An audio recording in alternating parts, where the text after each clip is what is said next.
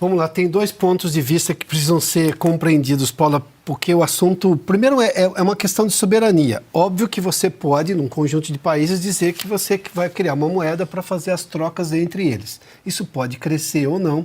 Até aí é só uma lógica econômica. A questão é, estes países todos fizeram a lição de casa para ser capaz de criar uma moeda que faça frente ao dólar como moeda de troca internacional? Este é o ponto. O Brasil não fez. O Brasil tem um problema que é das coisas mais, digamos, pequenas, obviamente, do ponto de vista econômico de quem pensa em política econômica com seriedade. Mas é grandioso no estrago que faz ao país. A gente está com um problema de déficit. Aí o país quer o quê? Liderar uma discussão de uma moeda internacional. Aliás, os russos já disseram que foi ideia do Lula, né?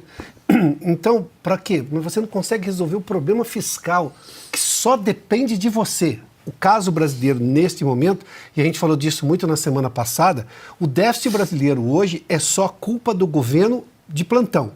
Porque o país foi entregue com superávit lá no ano passado, em 2022, na gestão passada, e nós não tivemos nenhum grande feito, algum problema internacional, assim, nem pandemia, a guerra da Ucrânia ainda continua, mas ela não afeta a economia global mais como fez. Ou seja, você não tem nada que vá além do seu controle. Ou seja, o país que hoje não consegue resolver os seus problemas mais básicos na economia está querendo liderar uma discussão como essa. A reação de Donald Trump é típica de negociador. Em economia, você esbraveja. E ele esbraveja com muita carta na manga. Ele tem a maior economia do mundo, isso não é pouco. Ele acabou de ganhar uma eleição, isso também não é pouco. Ele ganhou uma eleição de forma cachapante. Bom, isso é muito grande. E óbvio que ele vai dizer isso daí. Quem é de todos esses países realmente está interessado em ocorrer o risco de levar uma alíquota de 100% para exportar os seus produtos para os Estados Unidos? Então, quer dizer, é uma negociação dura porque, claro, ele quer preservar a hegemonia do dólar, o que faz todo sentido. O dólar é uma moeda americana e isso dá um certo controle para os Estados Unidos. A questão eu não vejo problema na discussão. A forma como é discutida é só para fazer frente aos Estados Unidos, é só para provocar.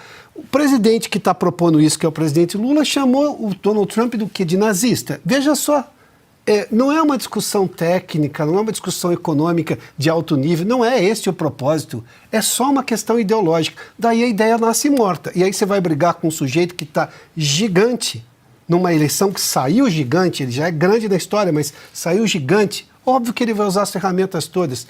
O Brasil também usou ferramentas quando foi discutir questões comerciais, inclusive ganhou o direito de retaliar os Estados Unidos na questão do aço, uma série de outras coisas. Por quê? Mas isso é negociação técnica de economia. E ganhou direito na OMC. Aqui, a motivação é que é o problema. A ideia não é ruim e essa discussão em algum momento vai acontecer na história da economia mundial. Mas a forma como ela foi concebida e por quem e por qual razão, esse é o problema do Brasil. Esse é o problema da tal moeda dos BRICS.